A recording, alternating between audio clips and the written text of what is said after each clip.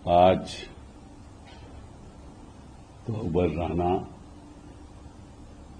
ہندوستان میں پہنچ کے اس کی حراست این آئی کی کسٹڈی میں 18 دن کی دی گئی، اور جب سے یہ ٹیررسٹ اٹیک ہوا ممبئی میں 26 نومبر 2008 اور 165 لوگوں کی جان چلی گئی، تاج محل کو جلا دیا گیا، جوئش کمیونٹی پہ آکرمن ہوا، لوگ مارے گئے، ریلوے اسٹیشن پہ لوگ مارے گئے، ایسا حادثہ تو کبھی پہلے ہوا نہیں تھا، اور یہ لازمی تھا کہ کسی طریقے سے جو بھی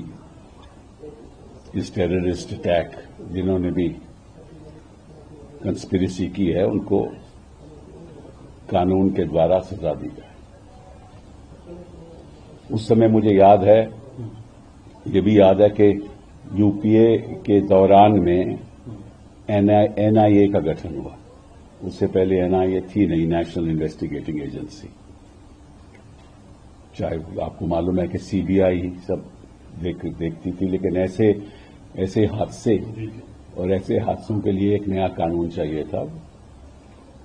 اور مجھے یاد ہے کہ اس سمے میرا خیال چدمبرم صاحب ہوم منسٹر تھے، تو این آئی اے کا گٹھن ہوا، اور پھر کیونکہ یہ حادثہ ہوا تھا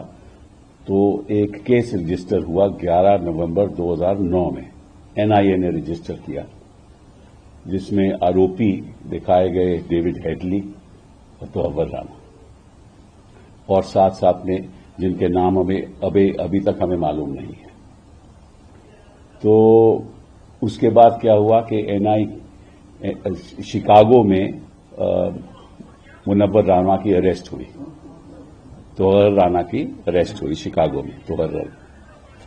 آپ یہ بند کریں گے پلیز؟ یہ کیا ہو رہا ہے؟ توبر رانا کی اریسٹ ہوئی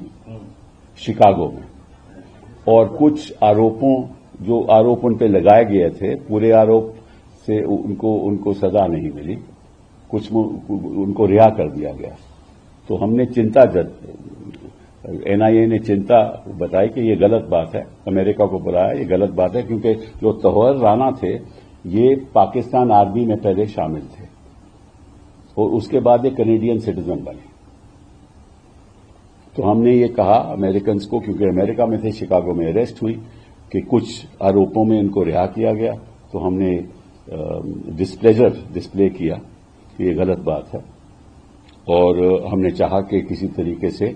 ہمیں اسے حراست میں لے لیں۔ اور اس کے بعد کیا ہوا کہ کئی ڈیلیگیشنز گئیں کہ کسی طریقے سے اس کو ایکسٹریڈائٹ کیا جائے، اور یہاں پھر جب چارج شیٹ فائل ہوئی، میرا خیال ہے 2009 میں دسمبر میں چارج شیٹ بھی فائل ہو گئی ہیڈلی کے خلاف، توبر رانا کے خلاف، اور باقی جو بھی آروپی جن کا نام ابھی تک ہمیں معلوم نہیں ہے۔ اس بیچ میوچل اسسٹنٹ کے دوارا ہماری ٹیم، این آئی اے کی ٹیم امریکہ پہنچی، اور وہاں جو ڈیوڈ ہیڈلی تھا وہ حراست میں تھا، ہاں، تو ہمیں اس کو ایگزامن کرنے کا ہمیں موقع ملا، این آئی اے ٹیم کو، اور ایگزامن کرنے کے بعد پھر ہمیں پتا چلا کہ کس طریقے سے یہ کنسپریسی ہوئی، اور شاید جنتا کو یہ نہیں معلوم کہ جو توبر رانا تھے،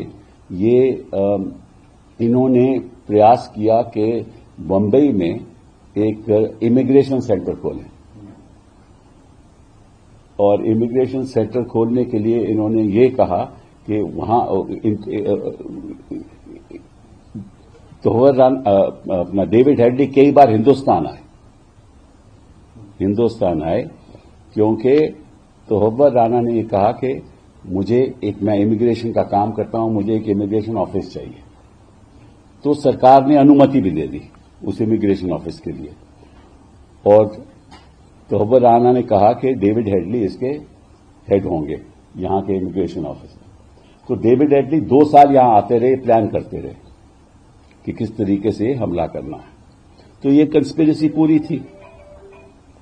अब जब कंस्पिरेसी हुई और फिर